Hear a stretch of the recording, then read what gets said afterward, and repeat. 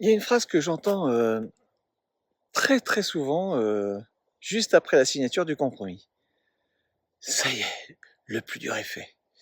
Et chaque fois, je comprends parfaitement pourquoi. Après des semaines de recherche, de visites, de négociations, ben, cette signature ressemble à une ligne d'arrivée, hein. Puis, ben, le projet change de nature. Jusqu'au compromis, toute l'énergie, elle est tournée vers un seul objectif, trouver le bon acheteur ou trouver la bonne maison, l'appartement. Mais après, le téléphone ne sonne plus pour organiser des visites.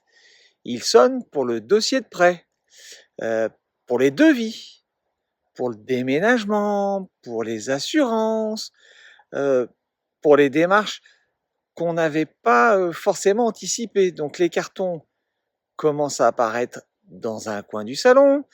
On se demande quand poser son préavis, si on est en location, comment tout faire tenir dans le même calendrier. Et tout à coup, eh bien, on réalise que le plus difficile n'était peut-être pas de signer, c'était de faire avancer tout le reste.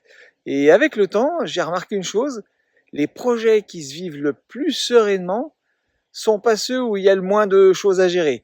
C'est souvent ceux où on avait commencé à penser à l'après, avant même le compromis. Parce qu'au fond, le compromis clôt pas un projet, il lui donne une direction. La vraie aventure, elle commence souvent juste après. À bientôt pour de nouvelles aventures.